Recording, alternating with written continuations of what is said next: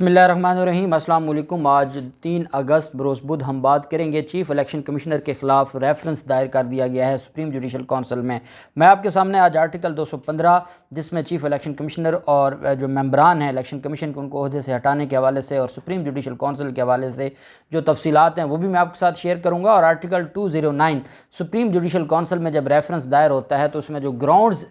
ली जाती हैं कि किन ग्राउंड्स पर किसी को ओहदे से हटाया जा सकता है और क्या चीफ़ इलेक्शन कमिश्नर पर वो पूरी उतरती हैं, चीफ़ इलेक्शन कमिश्नर ने कौन सा ऐसा काम किया है कि वो आर्टिकल 209 के तहत ओहदे से उनको रिमूव कर दिया जाएगा। अहम तफसीलात हैं आज उनके रेफरेंस के हवाले से और उनके इल्ज़ामात के हवाले से। जो रेफरेंस दायर किया गया है उसमें 2 ग्राउंड्स ली गई हैं। सुप्रीम जुडिशल काउंसिल को जो रेफरेंस भेजा गया है फवाद चौधरी ने वो आज कौम के सामने रखा है, उसकी तफसील मैं आपके साथ शेयर करूंगा कि ऐसी कौन सी 2 ग्राउंड्स हैं जिनकी बुनियाद पर चीफ़ इलेक्शन कमिश्नर का घर जाना और फिर चीफ़ इलेक्शन कमिश्नर की तरफ से एक वीडियो बयान जारी करना अपनी सिक्योरिटी के हवाले से, वो भी एक बड़ा ही एक कन्फ्यूजन मामला हो गया है। और उसकी वजह यह है, कन्फ्यूज़न इस वजह से मैं कह रहा हूँ कि ये सिर्फ़ पाकिस्तान तहरीक इंसाफ को बदनाम करने का और इमरान ख़ान को बदनाम करने का एक तरीक़ा वारदात है और ये आवाम को कंफ्यूज करना चाहते हैं, ये आवाम को बहकाना चाहते हैं और ये आवाम को मिसलीड करना चाहते हैं। लेकिन आवाम इन ओछे हटकंडों से आवाम को कोई फ़र्क नहीं पड़ने वाला। कल आपको याद होगा 2 दर्जन के करीब पीडीएम माफिया ने प्रेस कॉन्फ्रेंसेस की, लेकिन लोग अब इनका मुंह नहीं देखना चाहते। लोगों को इनके चेहरों से नफ़रत हो गई है। वो क्यों इनको प्रेस कॉन्फ्रेंस सुनेंगे, वो क्यों इनकी तरफ से जो इल्ज़ामात लगाए जा रहे हैं या इनकी तरफ से जो सफाइयाँ पेश की जा रही हैं, इलेक्शन कमीशन के जो तर्जमान बने हुए हैं, लोग क्यों सुनेंगे? लोगों को क्या फ़र्क पड़ता है कि शाह महमूद कुरैशी खुर्शीद शाह क्या कहता है, लोगों को क्या फ़र्क पड़ता है शीरी रहमान क्या कहती है, लोगों को क्या फ़र्क पड़ता है राना सनाउल्लाह और ख्वाजा साद रफ़ी क्या कहते हैं। इनकी तो कोई क्रेडिबिलिटी नहीं है। जिनकी अपनी कोई क्रेडिबिलिटी नहीं है वो अगर बैठकर प्रेस कॉन्फ्रेंस करेगा तो जिनको कहा जाता है कि सोशल मीडिया पर और ट्विटर पर जो रिपोर्ट हैं पाकिस्तान तहरीक इंसाफ ने जो जाली और फेक रिपोर्ट बिठाए हुए हैं, तो वो तो फिर अच्छे तरीके से इनका इलाज कर रहे हैं, वो तो लीगल एक्सपर्ट बन के इनका इलाज कर रहे हैं। और एक 68 सफ़ात पर मुश्तमिल फ़ैसला था, एक लाइन का पोस्टमार्टम हो गया सोशल मीडिया पर और जो इनके ब्लंडर सामने आए हैं और वो अभी आते जा रहे हैं। मुख्तलिफ लोग जिनको इन्होंने ममनुआ फंडिंग में डाला था वो सामने आ रहे हैं, वो आके बता रहे हैं कि हम पाकिस्तानी हैं, हमारा जीना मरना पाकिस्तान है, हमारी फैक्ट्रियाँ पाकिस्तान में, हमारा बिज़नेस पाकिस्तान में। हमारा कहाँ से ममनुआ फंडिंग आ गई, हमारा कहाँ से गैर मुल्की फंडिंग में नाम आ गया? इतना बड़ा इन्होंने ब्लंडर किया। एक मैं आपको बताऊं कि आज पीडीएम का इजलास हुआ है और पीडीएम के इजलास में पीडीएम माफिया ने इस बात पे वो क्लियर हैं कि इमरान ख़ान और पीटीआई के ख़िलाफ़ सख्त कार्रवाइयाँ की जाएँ। आप जानते हैं नवाज़ शरीफ ने कल एक बयान दिया था, इलेक्शन कमीशन और वफाकी हुकूमत को अहकामात जारी किए थे कि पाकिस्तान तहरीक इंसाफ और इमरान ख़ान मुल्क के लिए बहुत बड़ा ख़तरा है और इनको रास्ते से हटाया जाए। ये बात इस वजह से कह रहे हैं कि इस वक्त सबसे बड़ी रुकावट इमरान ख़ान है। नवाज़ शरीफ का वापस आना, नवाज़ शरीफ का जेल न जाना, आसिफ जरदारी का अपना जो माल हराम है उसको बचाना, बिलावल जरदारी को वज़ीर आज़म बनवाना, मरीम नवाज़ का मुस्तकबिल जो सियासत में, फजल रहमान का ये जो सरकारी रोटियां हैं ये लगी रहना, इन सारी चीज़ों का दारो मदार है इमरान ख़ान के आउट होने से। अगर इमरान ख़ान सियासत में रहता है और अगर पाकिस्तान तहरीक इंसाफ बतौर सियासी जमात सियासत में रहती है, किसी और के लिए जगह नहीं होगी। ये पीडीएम वालों ने इस बात को वो मान चुके हैं। अब वो ये चाहते हैं कि नए इलेक्शन में हम ज़रूर जाएं, लेकिन अगर इमरान ख़ान हमारे सामने खड़ा रहा तो जो इसने हमें फेंटा लगाया है ज़मीनी इलेक्शन में, ये तो जनरल इलेक्शन में इससे भी बुरे हालात करेगा। और ये तो 2/3 मेजॉरिटी लेके जो तरमीम है, जो कुछ हमारी तरफ से किया जा रहा है वो सारे का सारा उड़ा के रख देगा। जो 18वीं तरमीम में हमने बदमाशियाँ की हैं, आइन का हमने हुलिया बिगाड़ा है, वो सारे का सारा ख़त्म करके चला जाएगा। इस वजह से वो ये चाहते हैं कि नए इलेक्शन में जाने से पहले इमरान ख़ान पर झूठा सच्चा को केस करके हम इसको नाअहल करार दें। इस हवाले से पीडीएम का इजलास हुआ। मुझे दुख होता है कि मुजरिमा बैठी है मरीम नवाज़ और फजल रहमान, जिसके बारे में तो सारी दुनिया जानती है, और वहाँ पर हमारे पाकिस्तान बार कौंसिल के और जो इंडिपेंडेंट ग्रुप है उसके आज़म नज़ीर तारड़ साहब जो एक सीनियर कानूनदान हैं, लेकिन कौन मफादात के लिए इस हद तक भी जा सकता है, वो वहाँ पर ब्रीफिंग दे रहे थे। اب وہ بریفنگ دیتے ہوئے انہوں نے بتایا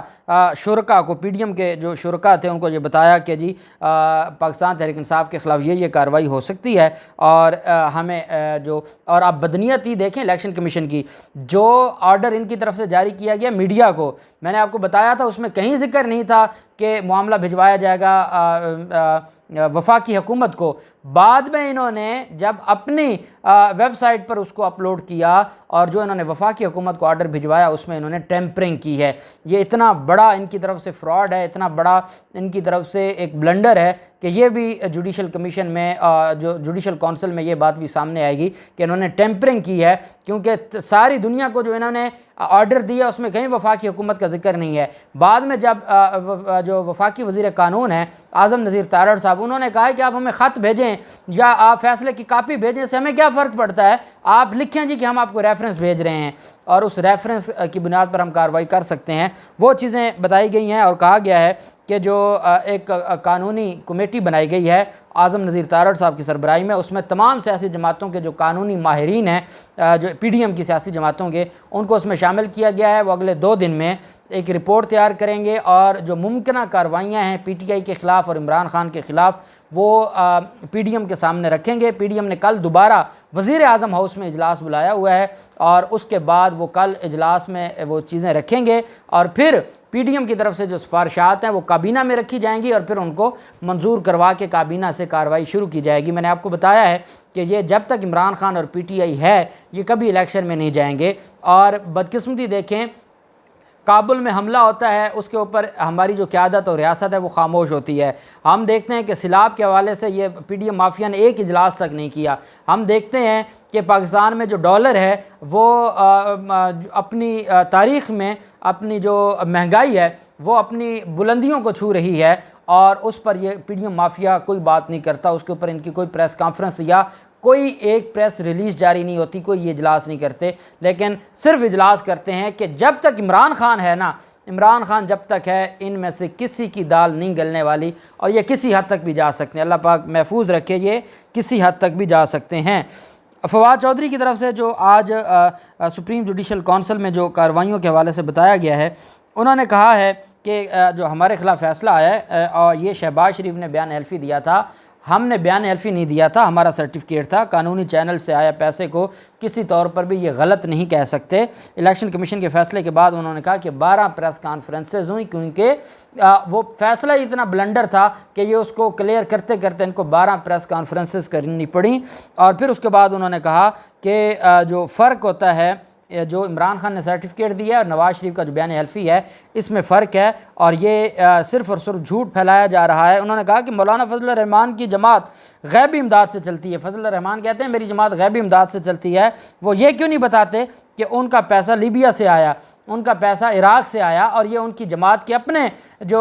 سابق رہنما ہیں، سینئر ترین رہنما، انہوں نے یہ کہا ہے کہ لیبیا اور عراق سے ان کو فنڈ آتے تھے، اور اس کے باوجود اور آج بھی پاکستان پیپلز پارٹی یہ کہتی ہے، لطیف کھوسہ صاحب نے کہا ہے کہ بلاول زرداری آج بھی اس بات پر قائم ہے کہ اسامہ بن لادن فنڈ کرتے تھے نواز شریف کو۔ تو اگر اسامہ جو فنڈنگ کرتا تھا نواز شریف کو، تو نواز شریف کے فنڈ بھی اس کا مطلب ہے جو غیر ملکی فنڈ تھے وہ بھی ایڈمیٹڈ ہیں، اور فضل الرحمان کے بھی ایڈمیٹڈ ہیں، اور پھر جو کچھ زرداری نے کیا وہ سارا کچھ بھی پوری قوم جانتی ہے، لیکن پابندی پی ٹی آئی پہ لگانی ہے، یہ ان کی منافقت ہے۔ بہرحال انہوں نے کہا کہ وزیر قانون کی خواہش پر الیکشن کمیشن نے اپنا فیصلہ تبدیل کیا، اور اجلت میں آئے فیصلے میں کافی نکات ہیں۔ الیکشن کمشنر سے حکمران اتحاد کے وفد کی ملاقات کے بعد یہ فیصلہ آیا۔ الیکشن کمشنر نے جو چیمبر میں جب کوئی کیس پینڈنگ ہوتا ہے چیمبر میں ملاقاتیں نہیں کی جاتی، زیر التوا کیسز پر چیمبر میں ملاقاتیں نہیں ہوتی۔ الیکشن کمیشن میں کیس زیر التوا تھا اور حکمران اتحاد ان سے ملاقاتیں کر رہا تھا۔ انہوں نے کہا کہ اس فیصلے کو تبدیل کیا گیا ہے۔ الیکشن کمیشن سندھ کے ممبرز پر بھی کیسز ہیں، اور وہ بھی اس میں ان کے بھی دستخط موجود ہیں، حالانکہ الیکشن کمیشن سندھ کے ممبر کے اپنے اوپر کیسز ہیں۔ اور انہوں نے کہا کہ ہم الیکشن کمیشن کے فیصلے کے خلاف تادیبی کارروائی کے لیے قانون کا استعمال کریں گے، لیکن جو ریفرنس دائر کیا گیا ہے اس میں نہ صرف اس فیصلے کو جو اس میں ذکر کیا گیا ہے، فیصلے میں جو ان کے بلنڈر ہیں ان کو لکھا گیا ہے، اور یہ ریفرنس جو کیونکہ پاکستان تحریک انصاف کا جو جس معاملے پر انہوں نے ایکشن لیا وہ 2008 سے 2013 ہے، جب پاکستان تحریک انصاف نے بائیکاٹ کیا تھا الیکشن کا، ان 5 سالوں کا آڈٹ ہے، اور اس وقت الیکشن ایکٹ 2017 نہیں آیا تھا جس میں یہ لکھا گیا کہ الیکشن کمیشن ریفرنس بھیجے گا۔ پاکستان تحریک انصاف کے خلاف جو انکوائری ہے وہ 2002 کا جو پولیٹیکل پارٹیز آرڈر ہے اس کے تحت ہوئی ہے، اور وہاں ایسا کوئی ذکر نہیں تھا۔ انہوں نے ٹیمپرنگ کی ہے فیصلے میں، اور اس بنیاد پر اور انہوں نے ایک پینڈنگ کیس کے حوالے سے مخالف فریق سے ملاقاتیں کی ہیں، اور پاکستان تحریک انصاف کے خلاف جو پچھلے 24-25 فیصلے آئے ہیں ان تمام کو مد نظر رکھتے ہوئے یہ ریفرنس دائر کیا گیا ہے سپریم جوڈیشل کونسل میں۔ یہ آرٹیکل 215 ہے جو بتاتا ہے term of office of commissioner and chief election commissioner, اس میں جو آگے ذکر کیا گیا ہے 215 آرٹیکل ہے، سب آرٹیکل 2 ہے، the commissioner for a member